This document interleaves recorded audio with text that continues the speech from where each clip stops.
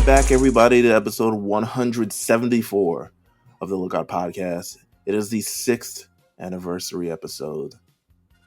Thank you guys for tuning in for the last 6 years. I'm, of course, Meelz. I'm here with LJ himself. LJ, what up? Yo, how's it going? 6 years. We're 6 finally getting years? an episode done. Yeah, 6 years. 6 years.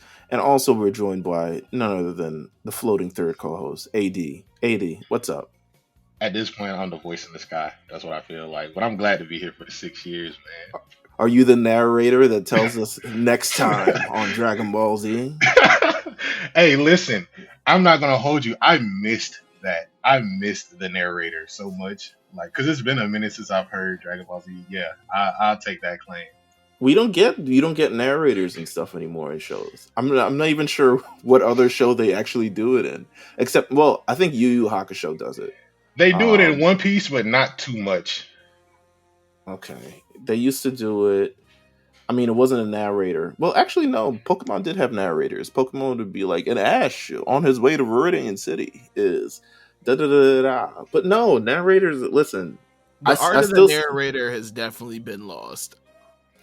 Like, and I'm not worried about the beginning of the episode because most of the time I skip it up. That anyway, I'm trying to get the tension is heightened at the end of the episode. You know what I'm saying? It's like, will Frieza be able to destroy? Find out today.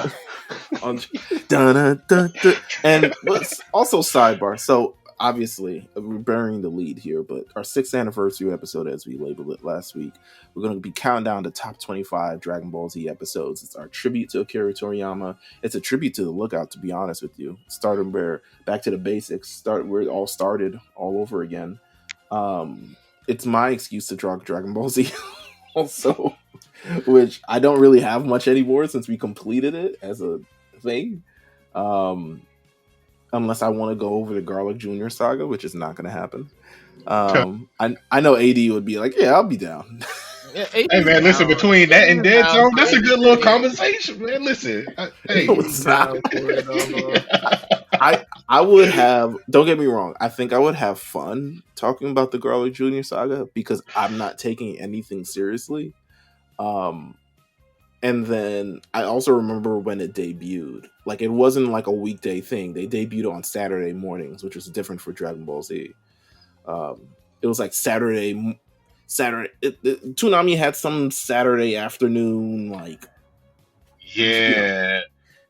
It was that weird time, but it was like, it wasn't Saturday morning cartoons, but it was in that era where, it wasn't an important time, but because it was just extra Dragon Ball.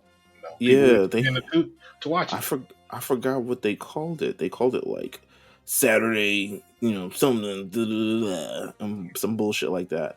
But with that said, I feel like we're doing Akira Toriyama better justice than Toonami did, since they just gave him a marathon from 2 a.m. to 6 a.m. A 6-episode marathon, baby.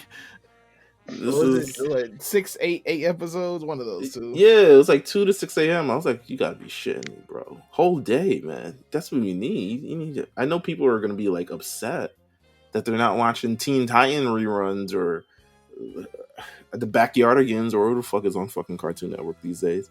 But they gotta do it. But no, like, man, this brought back a lot of memories. This brought back a lot of like feelings.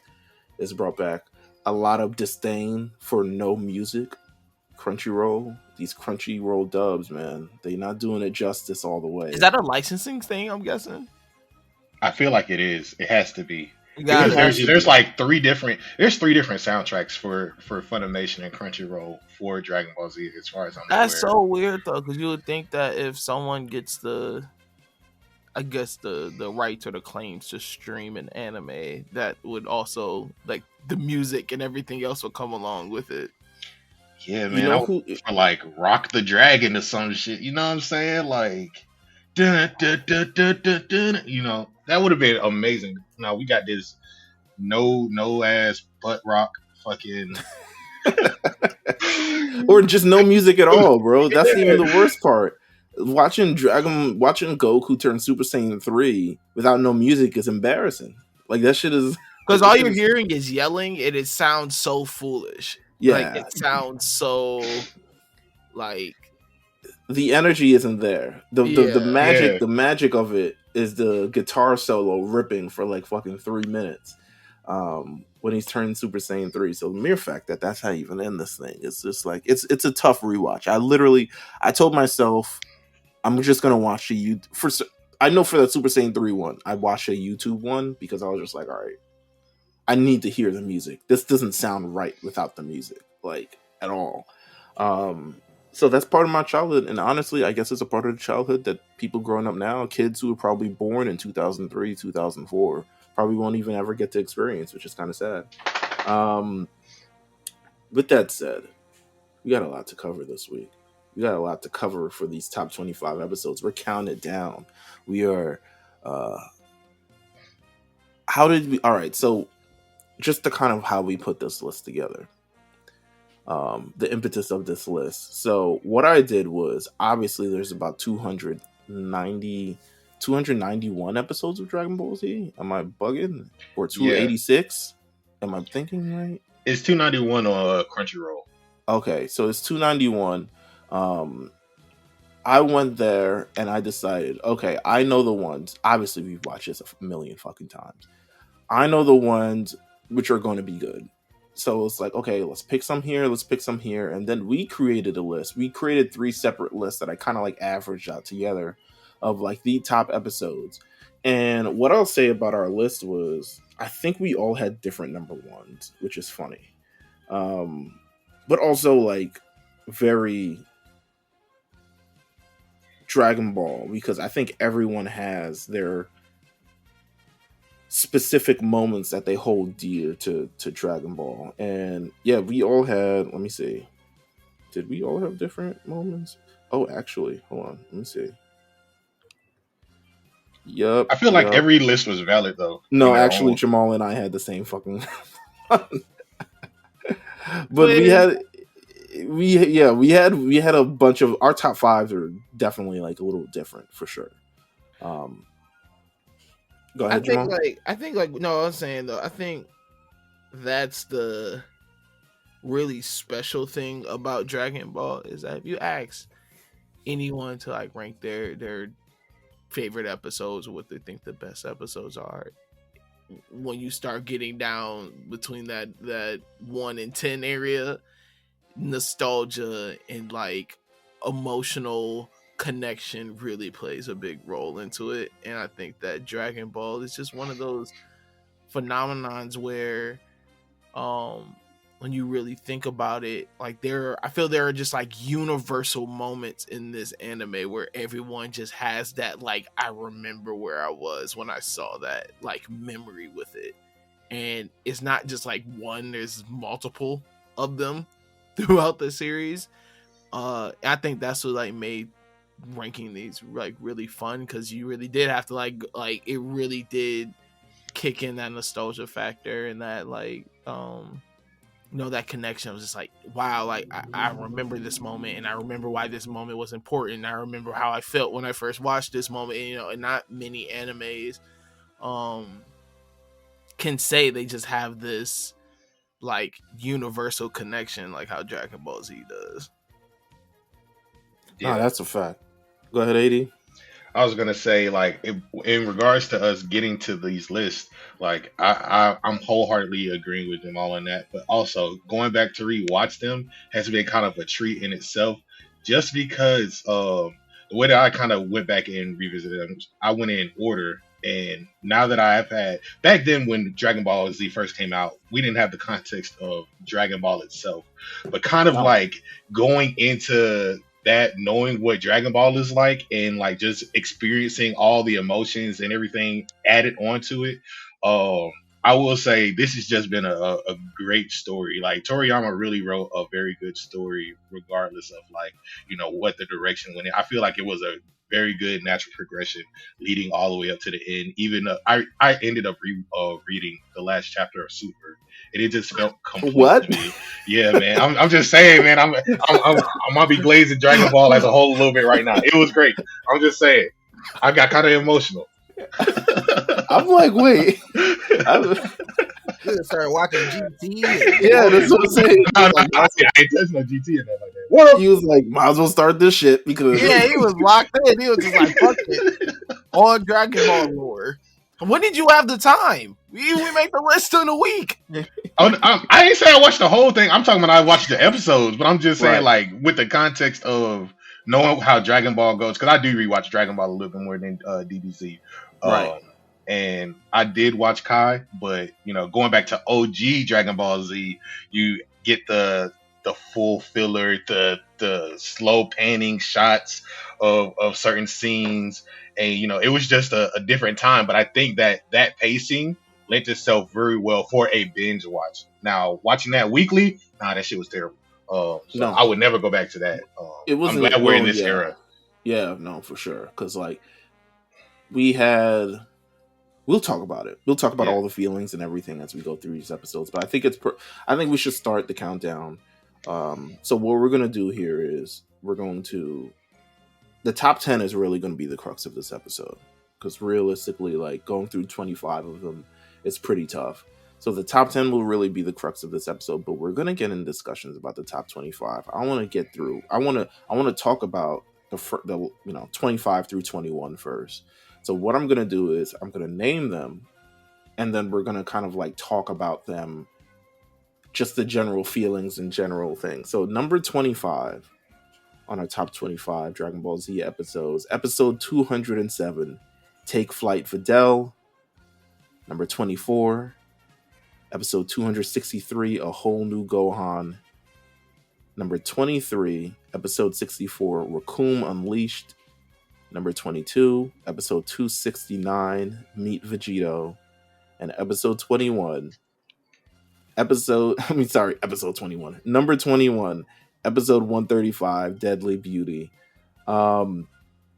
Let's talk about these episodes a little bit, because in terms of like how we got here, the last of the last was like kind of like we were trying to figure this out. We were trying to figure out kind of the order and like what deserves to be on the list, what could be kept off the list. Actually, it would probably be good to go in our honorable mentions, right? Like what was a few honorable mentions that we had that may have made the list but didn't really get to, that you guys would have been interested in seeing, like, maybe make the list.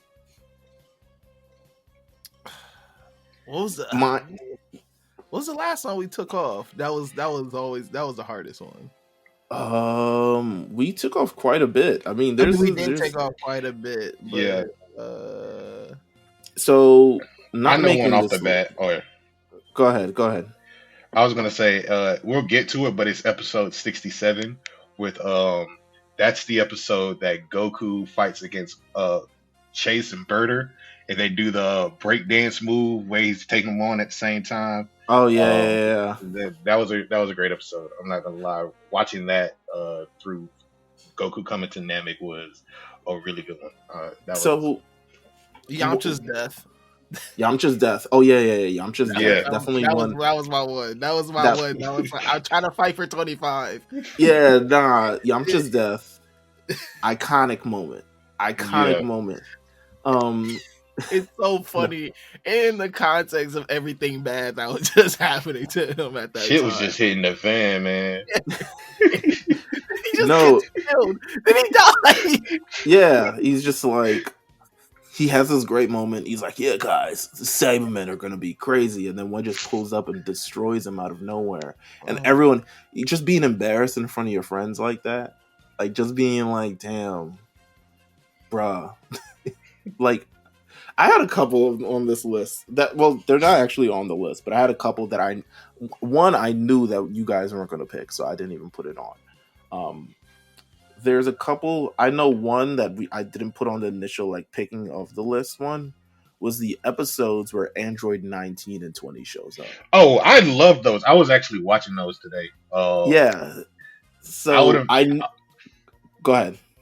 No. I would say I would actually pick them when he's Android 20 and 19 are destroying North City, I think it is. Yeah, it's like great animation. It's a great moment. It's very like unsettling. It's great. It's like a fantastic fucking moment. They put their hand through Yamcha's, chest all types of other shit like that. It's like a very cool, unsettling moment because it's like the androids are here. Where are they at? We can't sense them. We gotta run on foot. We gotta try to find them. And it's like this is something that like you'd never really experienced in Dragon Ball before. And the only reason I didn't pick it is because I knew we were probably gonna go 17 and 18 because 19 and 20 don't have a lasting legacy in this series at all. No, they are used to get built up for another moment. Yeah. Like they just had to look strong enough for this next moment to look like it was worth something. Well, as the story goes, Akira Toriyama, these like 19 and 20 were supposed to be the original villains of the series, and then he decided he didn't really like them or like how they looked, so he did 17 and 18, and then he also felt like they weren't really strong villains neither, so that's when Cell kind of comes in. So that's kind of like how this entire arc shapes out. That's why it's like this building of like villains, and then they get erased, and then another set of villains, and then they kind of get erased, and then the final villain itself. But it's that. It's I'll say the Cell introduction episode where he's facing off against Piccolo and he's using all of their techniques. Oh yeah. That was pretty cool. Yeah, I like that episode. Because at that point, it's like, damn, who is this new character? Like, how is he able to do all of these different things? Like, but he's not as strong as Piccolo. Like, Piccolo at this point is stronger than Cell, so he has to be more elusive, more cunning to kind of get out of the situation. Because otherwise, he knows he's going to get destroyed. And it's also like, well, how did he get here? You know, so those episodes right there with Cell's introduction in general was pretty good. Another one I had, this is probably going to be my last one, was definitely that isn't on this list. It's the Ghost from Tomorrow episode, because rarely does Dragon Ball Z kind of set the table with background information. Rarely does it stop and say, let's develop these characters and kind of like figure out these things here for a bit time. So those are kind of the episodes, that episode, I lobbied hard for one that makes this list with Vegeta, you know, a Vegeta episode or two. Like a lot of these things where they do this character development where the fighting kind of stops and the talking kind of commences, are the episodes that I kind of like here. So we got 25 through 21. I lobbied hard for Take Flight Fidel. I'm not gonna hold you. You even that set episode, the scene. I had to set the scene for this. Take Flight Fidel is the episode where Gohan teaches Videl how to fly. And the reason I love that episode is because everyone who watched that episode literally tried the exact same fucking thing at home. It's like you're giving you the jewels to be able to do it, and then I mean, you at least tried it once. You know what I'm saying? It's like, all right, let me try to fly. I don't even know how to push energy beneath me, but I'm gonna try. So I'm feeling tingly. Yeah, you gotta make that little sparkle in your hand a little bit, you know? Yeah, it's a good episode. It's a good episode just from the standpoint of like, let's take it back to the basics.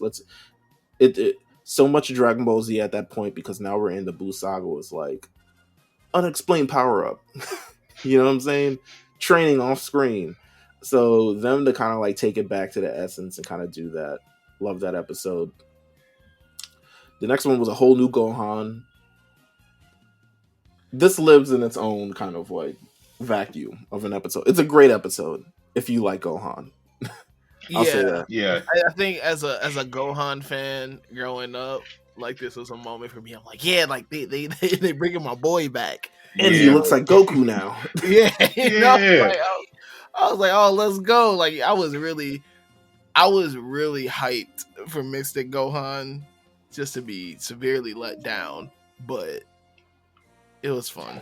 At the time, it was really good. Yeah. Raccoon Unleashed.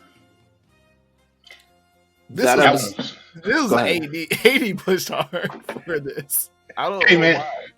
No, because this one was actually pretty good. It's a fucking fire episode. It's a great episode. Like Raccoon versus Vegeta, man. Like this was a great like I'm not gonna say all time, but at this point, it's like Vegeta was already hating the fact that he had to team up again with Krillin and Gohan. and the Ginyu Force shows up. He already beats Gildo after saving the kids, you know what I'm saying? And then it's like, okay, rock, paper, scissors. Let me go ahead and take out Vegeta firsthand. And then Vegeta is trying his hardest. Vegeta is literally trying his hardest, and he can't do shit to him. He ends up It's getting great animation through the episode too. That's like underrated, unsung part of it. The animation is like top. Like it's great. Animation, choreography. Vegeta gets power bombed into the ground. Nothing he can do is going right. Raccoon ends up using the mouth beam. Gohan hits him in the back of the head to like make him choke on it. It was all great. Not Gohan. He uses like I don't know if it's like the early version of the Final Flash, but he uses like this beam that's like absolutely like a fucking. He goes in. It's a great episode, and he just looks badass because he's not. Vegeta isn't like. He doesn't totally die, but he's clearly outmatched completely. He doesn't, but he's trying to still hang in there no matter what. Like his Saiyan pride is fucking powering him through this thing. And while Raccoon looks ridiculous because his ass is out and like he's fucking lost teeth and all this other shit. And no, it's a great episode. I remember watching this during my first recap of the Frieza saga. Like this was incredible. Next one was Meet Vegito. I put this on here because I guess it's interesting, right? I hate the Buu saga. I don't hate is strong. Let me not say hate. It's my least favorite of the arcs or the sagas rather. But I'm putting myself back in as a kid and remembering Vegeta and Goku fusing. And my reaction to that. One, I knew it was already going to happen. Actually, no. I only had seen Gogeta at that point. So I didn't know Vegito existed. And that it was so starkly different from Gogeta. But when this episode happens, it's like the melding of two worlds. It's like the next, like, they do fusion in all types of fucking animes at this point in the late 90s, early 2000s. This is the fan servicey fucking pick. This is like our two favorite people combined together. And then Deadly Beauty, the episode where Android 18, I mean, it's a recurring theme on this list of Vegeta getting his ass beat, but it's also a recurring theme in Dragon Ball Z. But Android 18 beating the shit out of Vegeta. Jamal, why did you lobby so hard for this one? Because it's just a great episode. It's a great moment. You guys are but you know, it was one of is it the first fight that the androids have, or yeah, it is one-on-one, Android right? 17 and 18, yes, for sure. Yeah. And so it's like to set the tone in which like how she whooped his ass, like breaks his arm and all this, and then they're driving and how she gets out, like it's just like how they set up the moment in the scene and how strong they made her look. It was like, oh, like that was your moment. You're like, oh, like these, like they're serious. Like these androids are really strong, and like Trunks had every single right to be as afraid of them as he was and had to warn them. So it's yeah, I don't know. It was just a fun moment. Like I said, it's just like one of those moments where I vividly remember watching and like thoroughly enjoying that. And I was like, she just looked so cold.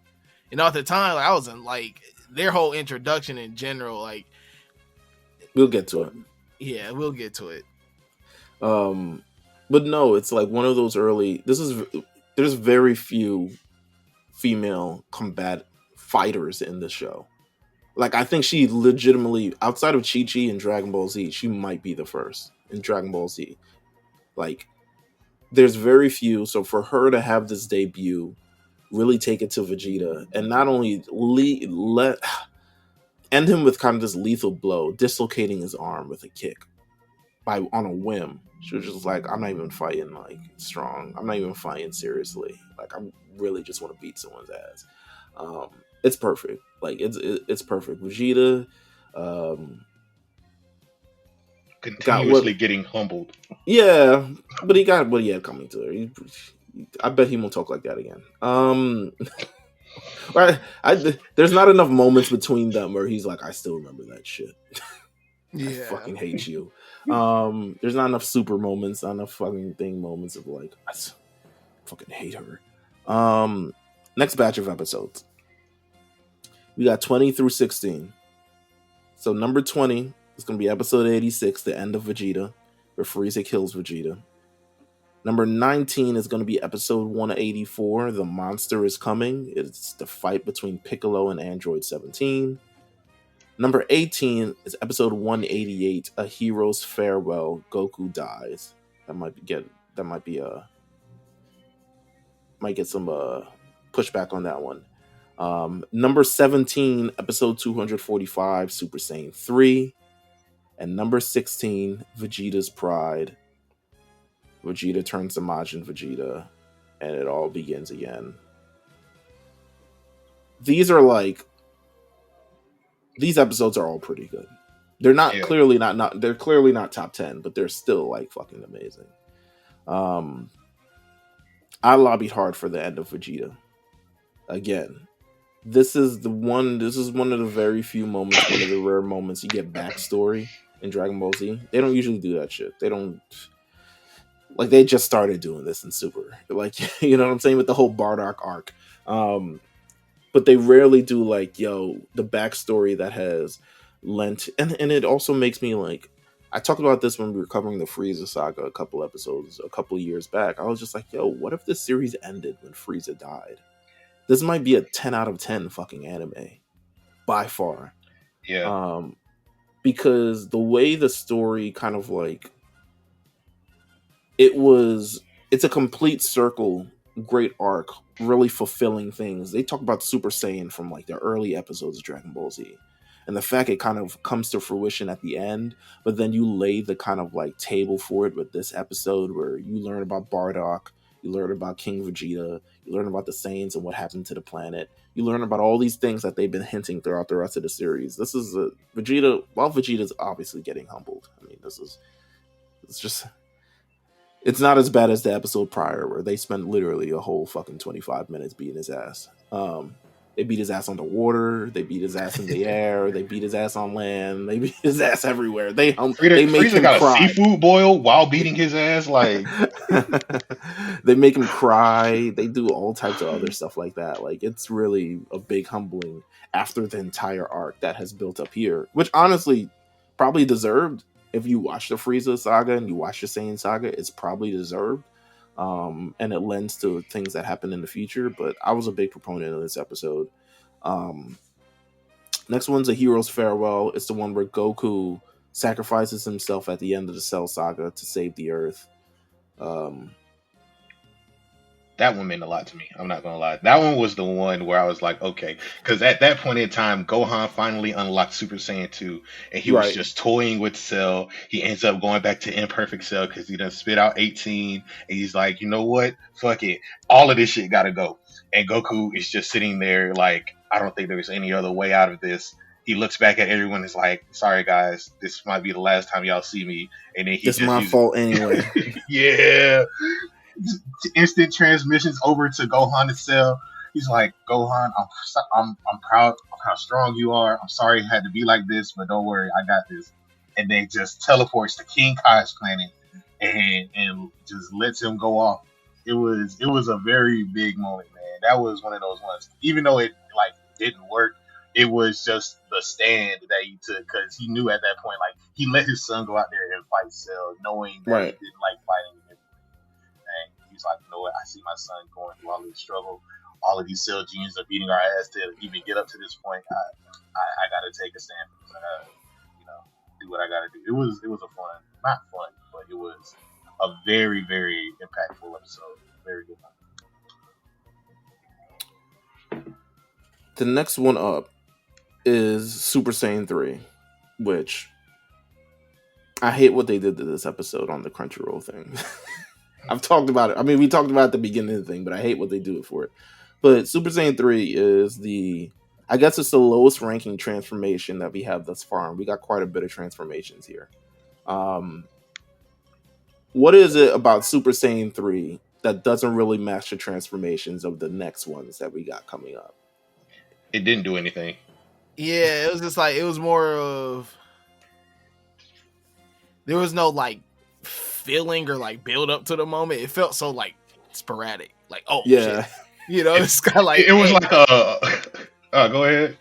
No, it was just like one of those things where it's just like, hey, get like surprise. Like, we gotta Right. Yeah. I could do this too. And it's just like there's no reason for it other than to say Goku knows how to do it, but it burns through a lot of power to the point where he's using up his time on Earth at that point. It doesn't beat Majin Buu. It doesn't.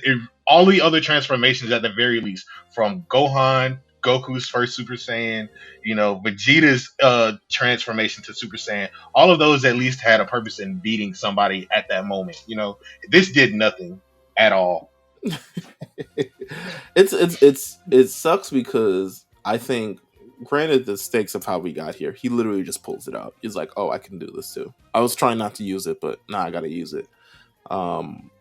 It's what I expect transformations to kind of be now, because compared to the first Super Saiyan thing, which we'll talk about obviously later on this list, this one has all the like adrenaline, rock music, screaming, kind of like the clouds are moving, the earth is shaking, all these other things. They're like, oh my god, like what's going on here? Like it has all the makings of like, I guess, the most modern transformation kind of like vibe. And it just, no offense, it falls flat. I get it. It does, but I think once again, really looking back and looking at the moment and being a kid and remembering that, like I wasn't looking at that moment from that lens, Right. So I had took into account of like I remember when I remember being excited for this. You're really excited, like oh shit, like another transformation. The hair gets long, he loses his eyebrows, like. It made you kind of question if Raditz could do it, what would that look like? You know what I'm saying? Like, right. No, I'm gonna keep it a buck. Super Saiyan 3, if they had said it's like an unfinished transformation, I would have kind of bought it. I would have been like, it doesn't look all the way like, how they have Ultra Instinct, fucking what do they call it? Sign and Omen or whatever. Sign, yeah. Like if they had said like this is Super Saiyan 3, but it's not like perfect Super Saiyan 3, I'd have been like, okay, I get it. Because one, apparently it steals too much power to be able to use efficiently, and then it also it just looks starkly different from all the other fucking Super Saiyans. Like losing your eyebrows, what's that about? But hey, I mean, it is what it is. Next episode 229. This one's at number 16. I'm torn because I think this episode, it's a great episode for Vegeta. He turns Majin Vegeta. They transport him to essentially the world tournament thing. And he starts doing the evil shit. And this is probably the coolest that Vegeta has looked in a long ass fucking time. Like a long time. And he's got some great quotables, of course. Is it slavery if you get what you want? You know what I'm saying? Like, yeah. He's got bars for him. And Goku's like, Vegeta, you did it. And he's like, so you can do all this shit to become stronger and I can't. It's a great episode. What are your thoughts on this episode, Jamal? Okay, so when we did our fighting bracket, yes, for some good lookout content, I've like lobbied hard for this and being like, nah, this is like one of the best fights ever, and I still stand by this. It doesn't even have an ending. It doesn't. It's so great. I love the fact that there is no ending. Nah, fuck that. Read the manga, you'll get your ending there. I guess. But no, I think like this moment, like you said, I think for Vegeta fans, you're like, my boy got his edge back. Like he Right. got, he got that look in his eye again. The prince is back. Yeah, Oh, like the yeah. prince is back. Yeah, and I think that's what, and I like the fact that although, he was like possessed or, under a mind control thing, they didn't make it seem that way. It made it seem that like Vegeta really took into account of like, no, if this is going to be the power boost that I need to be able to finally defeat Goku. But yeah, I just think the moment, the everything around it, like you said, for Vegeta had been losing his edge. You can see it like here. You're kind of just he's out here with his family, loving his wife. I think during the time Yeah. you're still getting used to like babyface Vegeta. You're still kind of like, you're trying to get used to it. So this moment here just felt like for the fans of like you said, like getting back to like he got that edge, he got that look to him now. He has that pride to him again that we felt that he was losing. And just it just created an amazing moment. Once again, a moment that I feel people remember where they where they were when they were watching this episode. Him blowing up the stand, like all these things that just happened. It was great. Majin Vegeta's iconic. The M on his head is different. Yeah. You didn't even know. I didn't even know what Majin really like was for. To be honest with you, because initially I knew all this shit was happening before I actually watched it. Because that's how. When I started watching the show was the early days of the internet, and I would go to the library to use the internet just to print out Dragon Ball Z pictures and read of what's going on. So I knew all of this was going to happen. I didn't know about Babidi and all the other shit like that. I didn't really care, to be honest with you. But yeah, this is definitely a moment. Next episode, number 15, episode 66, Goku's New Power. Goku lands on Namek. Goku land on Namek is a moment. It's like, this is like peak, like, I mean, we have another one that's going to come up, but Goku comes saving the day is, it's at this point, it's still not getting old in this series. Like, it kind of gets old a little bit later, especially when you realize, like, damn, Vegeta's never going to win. But when he comes saves the day at the end of this one, it's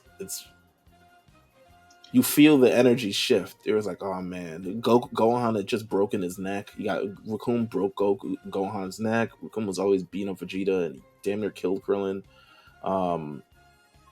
And it was like, Goku, listen, the hero, the main antagonist, coming to save the day. I respected it. It was a great thing, man. Also, he pulled out the one move that he really doesn't use anymore, and he read Krillin's mind to figure out what's going on. Like that was some bullshit. I don't know what the fuck that was about. I don't know what that was about. Don't worry, I'll read your mind. It's like, I didn't even know. You never use this. Right. He throws Vegeta the sensu beam. It's the John Wall Bradley Beal thing. I have never ever seen you do nothing like this in your life. Yeah, so that was a one-time use power. He was just like, next back, I'm waiting for obviously the fourth co-host of the Sirens to pass by, but episode 14. Oh, actually, fuck it. At this point, it seems like we're just going one by one. I've kind of fucked everything up. Huh? All right, you know what? We'll do it this way. Episode 14, Free the Future. Trunks goes back to his timeline and defeats the androids. It takes place after the Cell Saga, kind of like an epilogue. I love this episode because Trunks deserves to be happy after all that he went through. Bro, to see him finally get like his win, get his redemption, be able to go back and be able to, yeah. It just felt good. Him absolutely blasting the shit out of Android 18 still makes me laugh to this day. Just popping up in front of Android 18 and just coming with the most disgraceful, disrespectful, super large blast in her face, point blank. I was just like, this is fire. And then Cell is like lurking around the corner. He's like, I'm gonna steal his time machine, and he's like, actually, Cell, I went back to a timeline where you've killed me before, and you're not gonna kill me again in this one. And then they have their whole fight. It's just a great episode. It just is. Number 13, episode 129, Upgrade to Super Saiyan. This is Vegeta turning Super Saiyan. The birth of a meme. Super Vegeta. Imagine calling yourself that.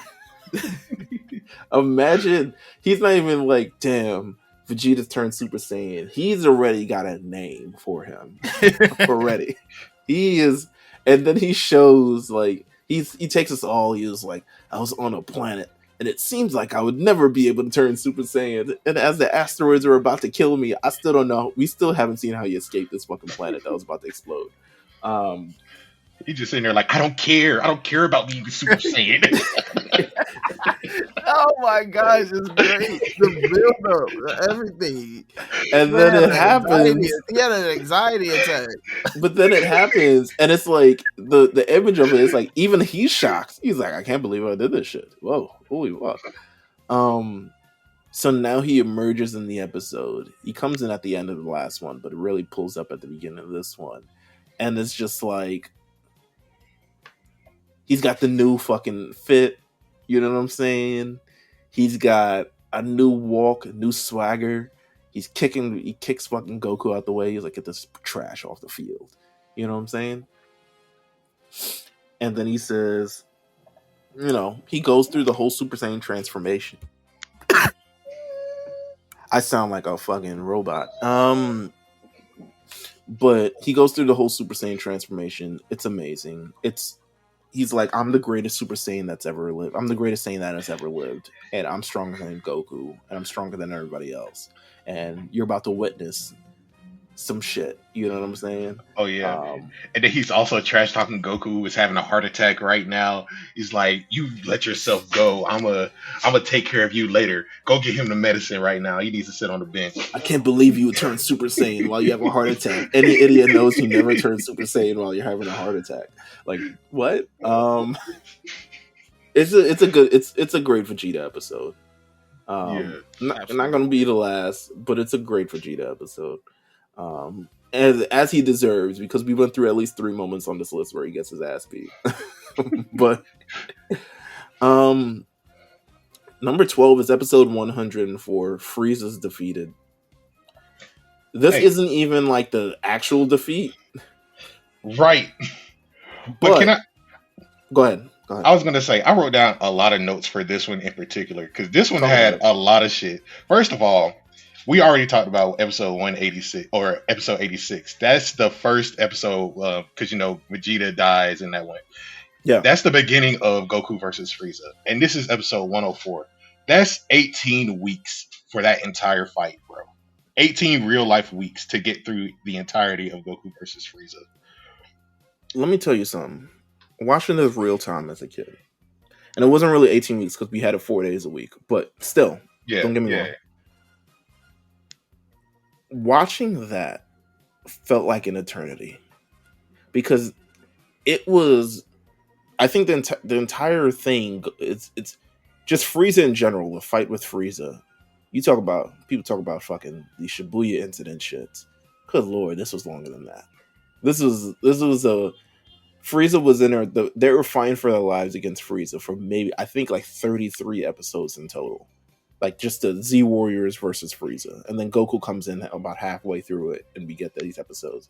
The mere fact that Goku turns Super Saiyan in the middle of this, and we still have like 10 episodes before he beats this thing, is insane. But the Goku getting Frieza to be sliced by his own move was just perfect. Yeah. Also, go ahead. I was gonna say he has one good quotable. It's when Frieza is first holding the Destructo disc. He's like, "You're moving pretty good for a primate," and Goku's like, "I don't know why you call Saiyans by such mindless names. The only thing it does is reveal your own fear and ignorance." I was like, "This nigga is spitting right." Come on now, BHM Goku, socially conscious Goku, man. Come on, societal. He's got listen. I remember watching this. So when I had to recap the thing, the following episode where Frieza's really like gets his shit kicked in. Um, on his way out, he's definitely talking. Yeah, talking. It's more monkey talk with this guy. Like it's just he never stops. It's fucking insane. Um, with that said, as a kid, we were like, this man deserved to get put down. Like immediately and immensely. Like this was the most satisfying kill that I think that we saw in a good time. So this was really really good. The next one comes. Where am I at? Number 11, Spirit Bomb Triumphant. Goku defeats Kid Buu. Number 11, just slightly out of the top 10. Maybe a controversial pick with that one of keeping it Because I outside was of gonna the say, top 10. before we started talking about the Cell one, because we all had to decide which one is going to be where. It was, like we said, it was between, would you rather get see someone get blown up or sliced in half? That was the debate between this and Frieza, yes. Yes. I just feel that Spirit Bomb, like, you had your hands lifted to the TV during the Spirit Bomb. Yeah. Yeah. Like, you was like, hey, we gotta kill this little motherfucker right here. Like, you was believing in the mission at that point. You knew this was like their final, like, this, if this didn't work, you're like, oh, they're cooked. Yeah. So Easily. like it had that true essence of like a final move. Like this is a, you know, this was, I mean, this was a pretty long. Again, Buu Saga is not one of my favorites, but to be honest with you, I'm gonna keep it real with you. It might be the one that has the most moments and the most episodes on this list from a specific saga, which is ironic. Because I think with Buu Saga, you were like, it has a lot of moments, but just as a whole, it doesn't really hold up to the previous two. But like you said, the Spirit Bomb moment, Mr. Satan getting involved, him being an MVP of this entire thing, them using the Dragon Balls for an actual like logical wish. We should heal Goku. Oh yeah. And they heal Goku and he's able to defeat him. Just a great episode. It's got all the feels. He wishes Kid Buu, he's like, I wish you come back as a good warrior or some bullshit like that. I can fight you at a tournament in 5 years. And sure enough, reincarnation, something that's never explained in Dragon Ball Z, but it surely does happen. Great episode. Let's get into the top 10. Because this is nothing but bangers here. Number 10. There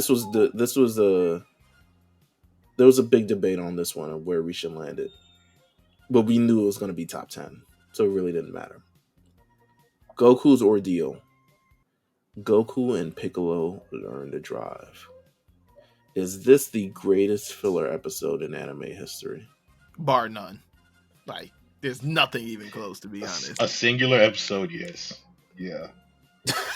You're thinking of some One Piece arc. I know you are. Yes, I know.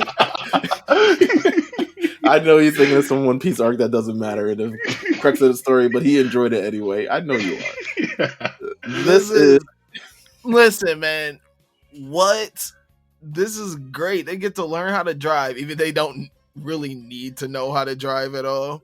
For the episode starts off crazy. Yeah. It starts off with Chi-Chi having to walk home from the supermarket. Mind you, she's probably been walking for miles. And some cool young couple with a car blows past her, and mind you, while she's running, she's getting chased by a warthog or whatever the fuck monster, dinosaur, some shit like that. Comes home mad raggedy. She's like, finally got the grocery shopping done. Then Goku, Piccolo, and Gohan pull up, and they just like, whew, tough day of training. Chi-Chi, can you wash this? Don't use some starch in it. They like throw their clothes all over the place, and she's like, no, you guys are gonna learn to drive. I'm tired of walking back and forth in the city. I can't fly like you motherfuckers. One of you guys gotta learn to drive and take Piccolo with you. And Piccolo's like, why am I involved? Great. This is Akira Toriyama, like, at his finest. You know what I'm Yeah. saying? The mix of action, comedy, characters, all these other things. The fits. Yeah. The fit. The fits. Like, what? That the fits alone, that gotta be like what, maybe top 5 most iconic anime fits. Right. Yeah. Damn, Piccolo Dragon Ball Z might have 2 of them because the Vegeta Batman shirt. Oh yeah. But this episode, like, specifically though. But man, yeah, nah, it's like you said, it's peak Toriyama. It's amazing. Like, just the comedy, the competition between it, kind of how it ends up with them having to like save the school bus of kids out of nowhere, and eventually do getting their license. And then I think that's the lone filler episode in this. Actually, I don't know. Is Yamcha getting hoed by the fucking gravity machine in the manga? I don't think so. Interesting. With that said, it's in the top 10. It could be top 5. We almost had it at top 5. So we almost did. But I feel everything outside of the filling is everything that comes after is in connection to the bigger story, which I feel just puts them above this. Absolutely. Number 9, episode 133, Nightmare Comes True. Android 17 and 18 wake up. Jamal, you lobbied very, very hard for this one. Talk about it. Why do you love this episode so much? It's just like, that's how you introduce some villains. Like, them waking up, everyone's freaking the fuck out. Like, what the hell? Like, they like, Trunks is like, shit. Dr. Drogue is killed. Like, it was just one of those, like, that was that moment where I'm like, okay, like, Android 17 at that moment became my favorite Dragon Ball character. I was just like, there's no one cooler at all. This was like, oh, these are the real evil ones. Like, the one, essentially, Trunks coming back and saying, like, that clown shit isn't the fucking... What's that clown shit that you guys see? Oh, yeah. That's not the real androids. He's like, no, the androids are this, that. And then, it's him selling the terror of these androids. Of like, yo, 17 and 18.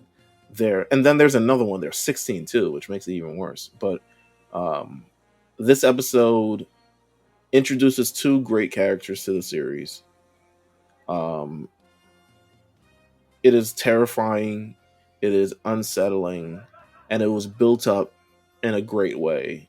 I love this episode. Nightmare Comes True. Number 8, episode 5, Gohan's Rage.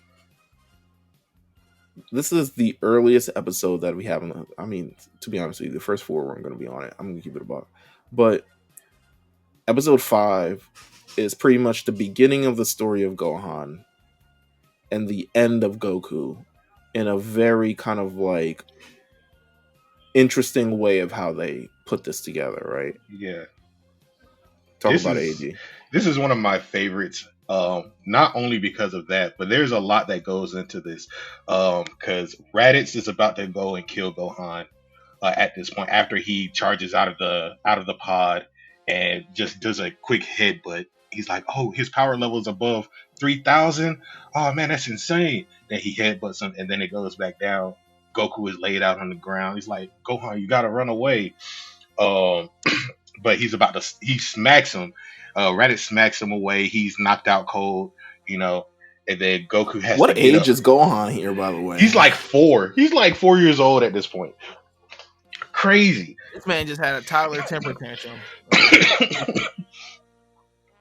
And then he's about to go and finish off Gohan because he's like, my nephew is kind of strong right now. Too bad. You got to go out like a warrior, such. And then Goku gets up, holds Raditz from the back. He's like, Piccolo, do it now.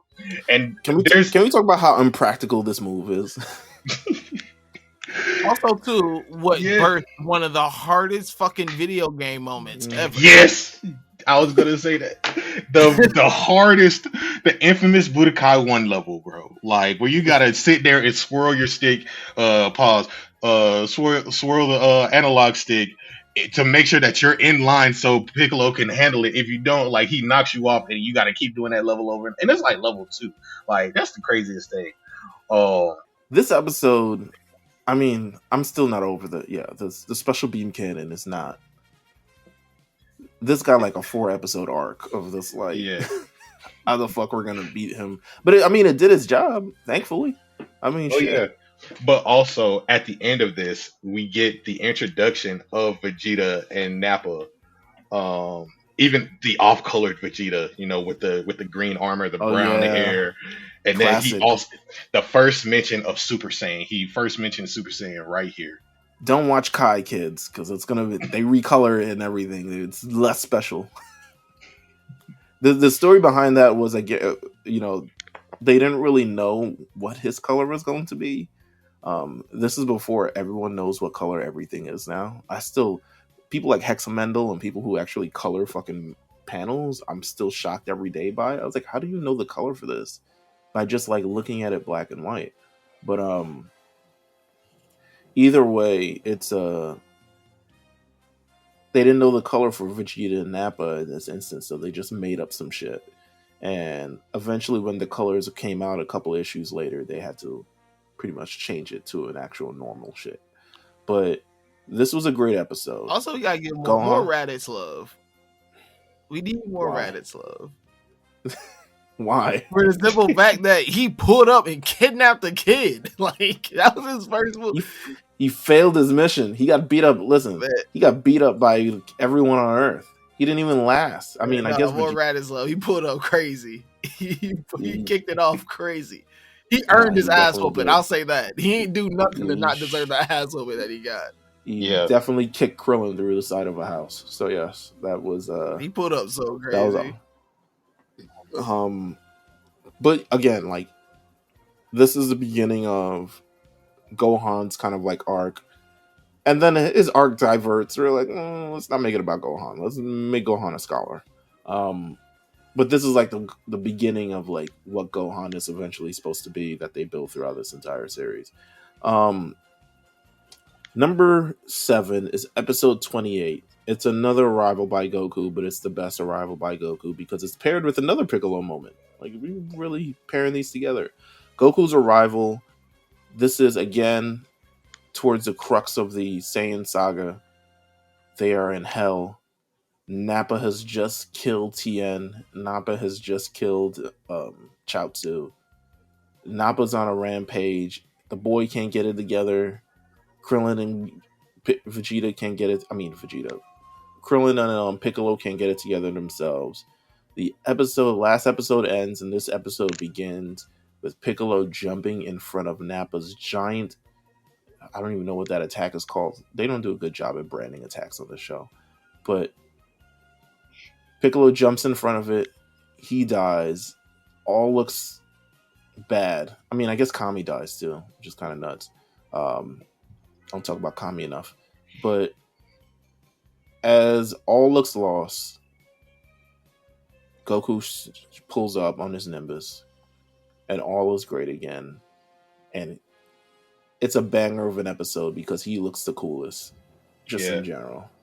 This is the over 9,000 episode. Yeah, what's his power level? It's over 9,000. Actually, I think it's the next episode. But no, it is this episode. Or might be this. No, it's this episode, is it? Yeah. Oh yeah, it is. It is. This is over 9,000, and then they use that in like fucking Toonami promos all the time. That's how it became the meme. Goku levels him with essentially one punch to end the episode. It's incredible. You know what it is. It's just the best. So shout out to this episode. Number 6, Save the World. Gohan finally defeats Cell. If this was the last episode of Dragon Ball Z, it would have been 10 out of 10. I keep saying that. This is my disdain for the Buu Saga. If everything before the Buu Saga happens, would have been 10 out of 10. That includes no PyCon AD. I mean, that's a filler, but also I'm only I was only saying that for the Super Kaioken. It's a I good fight, but I that's another. I I got you. I got you. No, Save the World. It's a lot of build up to this entire thing. It's the most beam struggle of beam struggle. As we've seen beam struggles in this show, this takes the cake by far, because it's this big cataclysmic event. The world is shaking. Everything is coming to a close. Will Cell win, or will Gohan, who has one arm now, which people don't think enough that the arm that's injured in this series is the same arm he lost in the other timeline. I don't think people put two and two together enough for that. So it's just great storytelling by Toriyama again. Mhm. And he saves Vegeta to Yeah, losing that arm. But also in the same thing with the beam struggle, you have all the Z fighters at least trying to fire off on Cell's back. It's not really it working. really feels like a series finale. Yeah. Like, Yeah. Yeah, Vegeta does his last Gallic Blazer. He doesn't do it again the whole series. he's like, I will never fight again. I was like, okay, all right, cool, thanks, Vegeta. He's so dramatic. I love it. But the father son Kamehameha wave, Gas. everything kind of, yeah. This is, again, I don't know. I'm not watching on Crunchyroll because the music isn't there, and it's really, really good. Like, it's really, really, really, really good to put all this together. Vegeta gets his redeeming moment. You really start to see the signs of, like, all right, maybe he is a good guy. Gohan fulfills kind of his destiny as like the eventual, The successor person who's supposed over the savior of Earth. And everything kind of ends in a really, really great way. It says the Earth will miss you, Goku. Goku's back in like 40 episodes, like on Earth, living, kicking, fighting, all this other stuff like that. But an amazing episode. This is the top tier. It's not going to be the last one from the Cell Saga, but it's definitely the last of the pretty much Cell kind of like arc in the show, and it does a great job. Number 5, we're in top 5 territory. We expressed that any of these episodes could have been number 1. Really, all of them are classic moments, classic episodes. Number 5 is episode 120, Another Super Saiyan, which has Trunks pretty much debuting and defeating Frieza. For 90s kids, this episode is so significant because we waited so long for this episode. We waited between that last airing of the Frieza saga and this one. I think it was over a year. So they're just playing reruns of the Frieza saga. I mean, you don't even need a rerun of Frieza saga to know that bitch is long. This shit is like fucking 40 episodes. But they're playing it over and over and over again. And everyone knows about Trunks at this point. Everyone who knows about Dragon Ball Z was so peak popularity at this point. I'm pretty sure it was like one of the most searched things on Yahoo and Ask Jeeves and GeoCities or where the fuck was that in the early 2000s. So everyone kind of knew who Trunks was from pictures. They knew Saiyans. Like, if you printed out any pictures in the thing, if you looked at any of the old Akira Toriyama artwork, Trunks is usually there. So everyone knew who he is, and we were just waiting for his debut, and his debut could not have been any cooler. Jamal, talk about it. I mean, like, I know aura is the big word right now. But what characters, like, who has that level of like the coolness? Like you said, like, what arrival, what character introduction is cooler than Trunks? From the jean jacket to the sword to the boots to him going Super Saiyan, you're like, oh shit, like he can go Super Saiyan and didn't have to yell and scream at the top of his lungs to do it. Like, he was just able to just snap into it. Him destroying him piecing it up with Frieza and King Kong, like, it's just everything together. You're like, I guess say you're captivated, and you kind of like really feel that like that sense of mystery behind him too, because you're like, okay, like where is he? You know, like what is his deal? Like what is it? Who is this Yeah, like guy? who is this Yeah. guy? He's a Super Saiyan. Yeah, like it's just, oh man, it was. And at the time too, the only other Saiyans that we knew were all evil. But here he is defeating somebody, so you're kind of just like, all right, so he's a good guy, Super Saiyan. So like, okay, cool. So there's so much that went into this that once again, it's just Dragon Ball Z has built itself off moments. I think these top 5, the biggest reason why they're in the top 5, because it's just like there really is no bigger moment in this series than these. I think the best part about this that's come out recently is the moment in Dragon Ball Superhero where they show how in real time how that Frieza versus Trunks fight looked, and it was only like 2 seconds. It really shows you how dramatic fucking Dragon Ball Z is, because this spans out over the course of 3 episodes, and it literally all happens in the span of 4 fucking minutes or 4 seconds. To be real with you, he shows up, he gets the job done, slices him up, all types of other stuff. Can we talk about the kill for Frieza? Like the Frieza kill itself? Oh man, listen, knife work. So Levi Ackerman would be jealous. You know what I'm saying? Like Levi Ackerman would be like, that's a cool motherfucker right there. Actually, yeah. He's a, you know what I'm saying? If I could shoot beams out my whatever arm I have left, I would shoot beams out my arm. It's fucking fire. It just really is. And in a way, just coming from the last arc where you saw Frieza really give hell to everybody and have him defeated so swiftly and cool, like, come on, man, he's the best. Episode 4. Sorry, number 4. Ooh. Episode 237, The Final Atonement. There are people who came in my DMs once we announced this episode and was like, this is the best episode of Dragon Ball Z that's ever existed. I wouldn't be against that. Like, you know, I mean, it's up there. Once again, the reason I said there is a reason why our top 5 is the top 5. You can't look at these moments and really argue any other moments in this entire series are bigger than these 5. Any one of these could have been number 1. It really just depends on, you know, your own personal connection. But these 5 moments are like, these are the moments that define Dragon Ball Z. This is Vegeta's definitive moment, which I think was what everyone kind of loves about it. Because, again, Vegeta, we saw him debut, we saw him be the Prince of Saiyans, and he's evil, and he's all these other ulterior motives that kind of benefit him. He wants to become immortal, and you saw kind of all that being slowly shaved away as the series went on. In the Cell Saga, again, he's the one that helps Gohan with the deciding blow. By the beginning of the Buu Saga, he's like a family man with a father, taking Trunks to the park and married to Bulma and all this other stuff like that we never thought he would be. So in this moment, he's like, in his most selfish moment that happens a couple episodes prior, with him becoming Majin Vegeta just to have that fight with Goku. It's incredibly selfish.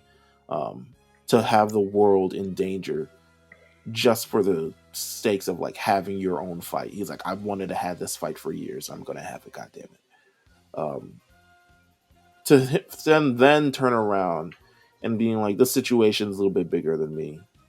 And he sacrifices himself for the sake of Earth to destroy Majin Buu.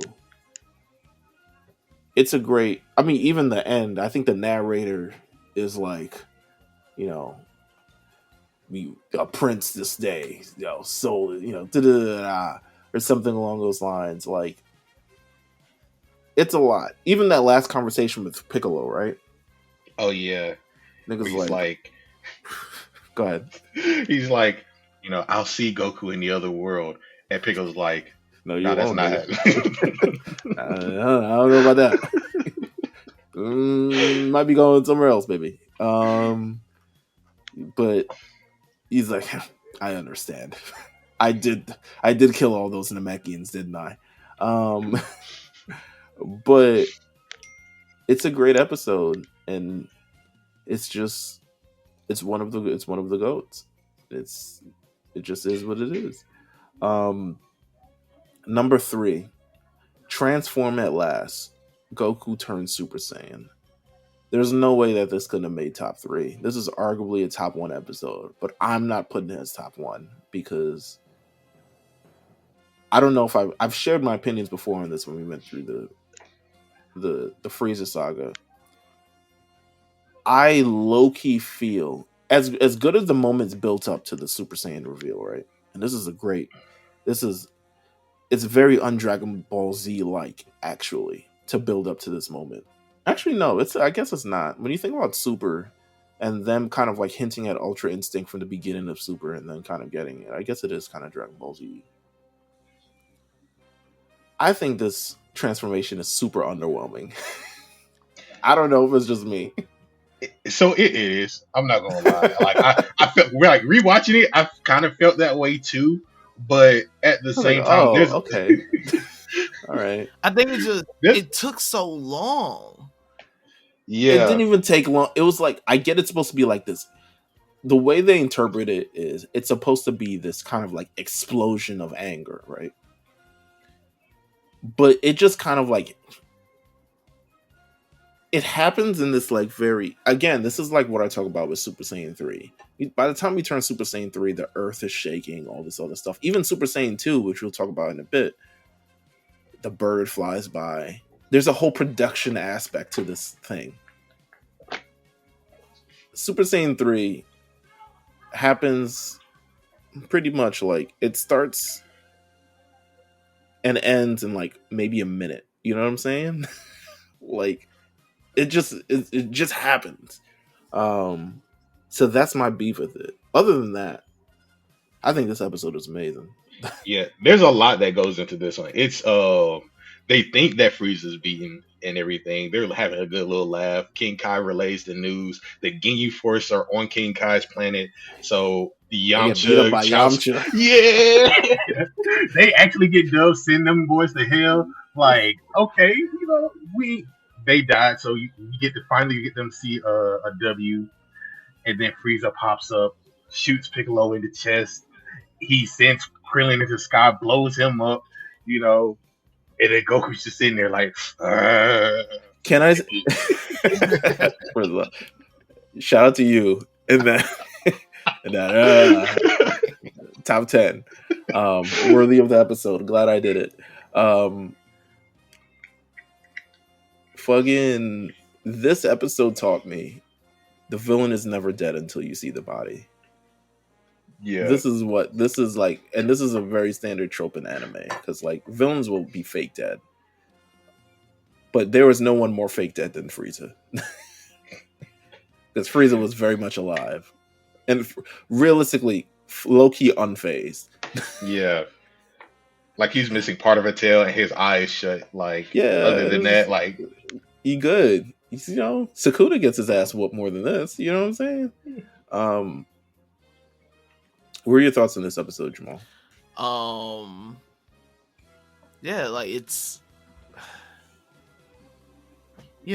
it's the transformation. There's not much you can say about this one that to like really talk about like the magnitude of it. Like sitting there watching all them episodes, all the hints towards it, and it's like it finally happened, and like see all the build up to it. This had to be the highest rated fucking episode of Dragon Ball Z that ever existed. It gotta be. Like, it absolutely gotta be. Like, once again, there's no words that you can use to fully capture what this moment means. Absolutely. But it's not the top transformation in this series. Because the top one goes to number 2. The number 2 episode we have of our top 25 Dragon Ball Z episodes. Cell Jr.'s attack. The name, forget about the name for a second. Even though 90% of the episodes is indeed Cell Jr.'s attacking. Gohan turns Super Saiyan 2. The build to this. First of all, I love the the first 80% of the episode where the Cell Junior is a whooping ass. To me, Yeah. it's great. It's great. It's like Goku's like, damn, I should have never gave this. I should have saved the sensu bean for myself. Because he's like, they're like, help out Goku, and he's like, I'm trying. Either way, Vegeta's pissed because he's got to fight these little munchkins. Everyone's fighting like these like 3 foot fucking tall, things that are whooping their ass. Krillin's getting kicked in the fucking stomach, like badly. It's looking pretty bad for the Z fighters, and Cell's doing this all in the name of being the person who awakens the hidden power in Gohan. Because Gohan had a whole episode prior where he was like, he talks about his history. He's like, actually, from a kid, I was always the kid who had a blast of power, and they're showing him beating up Raditz, and they're showing him beating up Frieza, and they're showing him beating up everybody. And he's like, suddenly, it's not until Mr. Satan always finds himself in these things, right? Low-key MVP.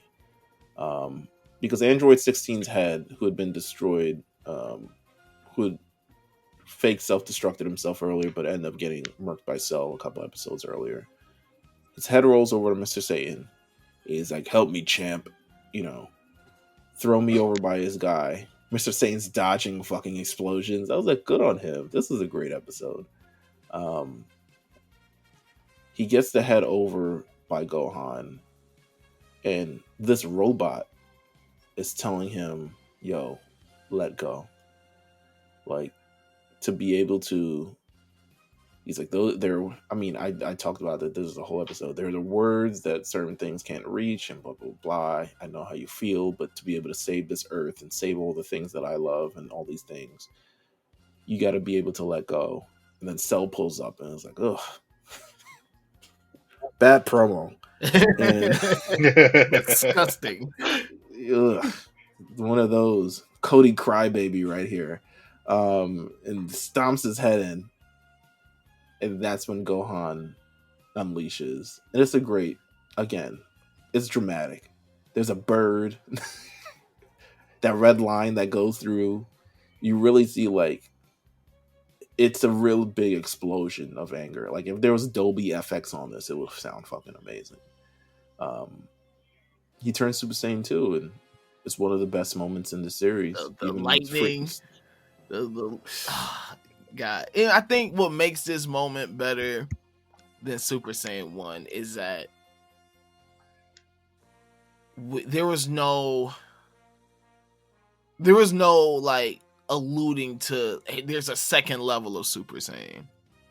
Please correct me if I'm wrong. There was in a way, because all of the other guys were figuring out different ways to power up Super Saiyan. They were like ascending, right? They were ascending, doing it in like very, like I said, unfinished ways. Like the Trunks one from earlier, where he blows himself up. It's like, okay, you got the strength, but you don't have the speed. Like there has to be a perfect balance of it. So it's like hinted, but there's not like. It's not like Super Saiyan where they're actually the prophecy. Yeah. You didn't really know of like, and like you said too, they alluded to it, and for me, it was more so of a thing of I always took it as, they're able to turn Super Saiyan, they're able to kind of like personalize it. But I think what you're saying too is a better way to explain it. They're much more unfinished versions of Super Saiyan 2. But I just think when this moment happens, it takes you. It just shocks you. Like you're stuck. You're just like, whoa, like holy shit. And I didn't even think the episode before where they are alluding a lot to, Gohan having these crazy bursts of powers at these, really high intense moments. I think it's just, once again, you mix that in with like the long-term storytelling with this, like Gohan really being built up to be the next one. He had always been a very, a pivotal character throughout this entire series, but to finally see him like have his moment, even like Goku believing like, no, like he's the one to carry the torch, and him to have this moment, you're like, once again, it puts you in this state of shock where you're stuck. You're so in tune with the moment. You're just like, I can't believe this is happening right now. Absolutely.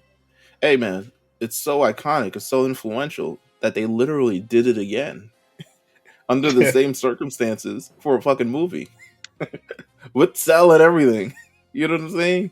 Um, Beast is essentially like an offshoot. It's Gohan's exclusive, branded version of like his thing. I guess Mystic wasn't enough for people, but they do it again. This is an iconic moment. It's just 10 out of 10. Like, this is the best transformation in the series. It's arguably the best moment of the series. This is arguably one of the best episodes of the series because you kind of like felt it coming, and once you knew it was going to come, you knew it was a game changer. So yeah, this is the best. But it's not number one. Number one, we had some discussion on this. We were like, what if it, what if we did this? Because realistically, I think in any other situation, number 2, 3, 4, and maybe even 5 are number one, right? Yeah. We're like, all right, what if we tried this? Because it's a pretty pivotal moment in the series. This is the moment, kind of like, this is the moment that creates, to me. Go ahead. no, like this moment here is why we watch Dragon Ball Z. This is the I start of the agree. dynamic of like Dragon Ball Z. of Dragon Ball Z. Like, this is what it's like when we say this is what it's all about. Like, legit, this episode is what Dragon Ball Z is all the fucking about. It kicks off everything that from this episode until the end of Super. This is the moment where everything unravels. Like, the world of Dragon Ball Z is truly opened at this moment. I remember going through this and I was like, a lot of these episodes prior to this one feels like, okay, this is an offshoot of Dragon Ball in a sense. A little bit more higher stakes, a little bit more intense, a little bit more testosterone based, but still kind of like Dragon Ball. They have the adventures. There's a long filler thing where people are going into villages, or Gohan has to go into village and all this other. It's mad shit that goes on before this. But this is Dragon Ball Z. There are power ups. There is screaming. There's beams. There's all types of other new techniques that we've never seen before. You know what I'm saying? This is really what breaks the scale of Dragon Ball. Absolutely. And it's the birth of the greatest rivalry ever. In anime. Maybe in anime. This is Naruto versus Sasuke. Nah. This is the Yankees Boston. This is the Yankees Red Sox of all of anime. It's Stone Cold versus The Rock. This is Stone Cold versus The Rock. This is whatever analogy you want to bring up right now. This is that. This episode, I mean, they set the scene pretty well. They do the whole dramatic. It's the dramatics that really do. In Dragon Ball, this would normally be some sort of martial arts competition, but I think with the adaptation of this kind of arc, they make it a lot more dramatic. There's camera angles. You see Goku looking from the vantage point of Vegeta. You see Vegeta from the vantage point of Goku. There's wind blowing. There's fights. It's a whole thing. Like, it's a whole production. This episode is a classic. It's just classic. It just is. And this is the only episode, like you said, AD, where I'm watching it and I was like, all right, let me watch the next one too. Yeah. Because all of the episodes that follow this could potentially also be in the same spot. Like the next episode, like where they actually have the beam struggle. Like, first of all, can I say that this is also probably the last time we see a character that hasn't been seen. It's Launch. Like, if you don't know who Launch is, you never watched Dragon Ball. But the fact that she shows up in here for like a small cameo, it's like, who's this drunk ass girl sitting at the bar with this? I never knew who that was until I watched Dragon Ball. I didn't even pay attention. But like, just revisiting it and just sitting here like, oh shit, like Launch, okay. But like, this is also the point where you see the scales kind of go up, because everybody else that we faced in Dragon Ball hasn't really shook the earth like Vegeta has. It's always been like, okay, they're destroying like little mountain ranges or whatever. It's like General Tao throwing something across the horizon. Okay, cool. Nobody Yeah, has ever like caused a thunderstorm, like made it seem like the apocalypse was happening, like Vegeta did when he started to power up. And you know, we get the Kaioken for the first time for real with this fight, and Vegeta is showing off some of his moves, and he's looking at Goku like dodges attacks. He's like, "Oh, nice one. Okay, you know, he's not bad." You know, Vegeta is sizing up Goku in this moment, because he's, you know, he's just saying like, how did this person beat Nappa so easily within the time span of a year, since like, you know, losing to Raditz essentially, and coming this far. What is this scale all about? What is this rivalry really all about? You kind of see that with Vegeta giving some props to Goku, and Goku also being like, you know, this is, he's kind of not bad. I got to kick it up a notch. I'm sorry, King Kai, I got to go up Kaioken times 3 or whatever. You know, right. it's a lot that goes into this episode. It's yeah, this is the beginning of kind of everything, and it feels the most grounded, but and it doesn't feel as the stakes aren't as big as they eventually do become, but the stakes are getting bigger from here. And again, like you said, an iconic rivalry. You know, this is a fire. I'm just watching fucking Vegeta throw a fireball at this motherfucker. Um, Never does that again. Um, but yeah, no, this is the best, man. This is number one. This is over a top 25 Dragon Ball Z episodes, man. First of all, thank you for everyone for tuning in. Thank you to everyone who's interested, hearing us talk about Dragon Ball. Thank you for everyone who's been with us for the last 6 years. Um, I think, all right, so, and first of all, shout out to AD for pulling up as well, Oh yeah. um, to talk about this and helping putting together this list. This will be, I mean, it's on social media, so you'll definitely see it. Um, if you lasted this long, also, there'll be a brand new episode of Subside Dubside coming this Wednesday. Make sure you guys stay tuned for that. We're starting the tournament arc of that show. Plenty of tournaments to go through. I'm sure there's going to be a Dragon Ball one in there. Um, yeah, man, this has been a great episode. Thank you guys for tuning in. Any final words for you guys? Is there anything we missed? Is there anything you would have loved to have? Is there anything you would have liked to Take that see? Do again. you want to do this again for something else? I don't know. No, we should definitely do this again for something else. I I think think it's better Dragon Ball again. Z was a good kickoff point. It's tough to do it for most. Yeah, no, I found it don't tough think. to Yeah, do I think this the one. hardest part with any other series is that, first of all, It would the have to other be like series Naruto even have or some 25 bullshit like that. episodes worth ranking. Yeah, it would have to be like Naruto. Yeah. And Jesus Christ, that's a lot of episodes. But no, I think that we spent a lot of time thinking about this list. This is the Mm-hmm. definitive list in my mind. But I think while creating this list, I know when people talk about the GOAT of anime, you know, we all like to throw in our favorites that we have personally watched. But after like really going through this, there is nothing bigger than Dragon Ball Z. Like, Right. oh my Yeah. god, like really think like there is nothing bigger than this. Like this thing has completely just grandfathered and is the reason why anime is what it is today. And I think it's even just reached a realm of itself where it's big. It's like it's bigger than the medium, bro. It's bigger than, it's bigger than the sport.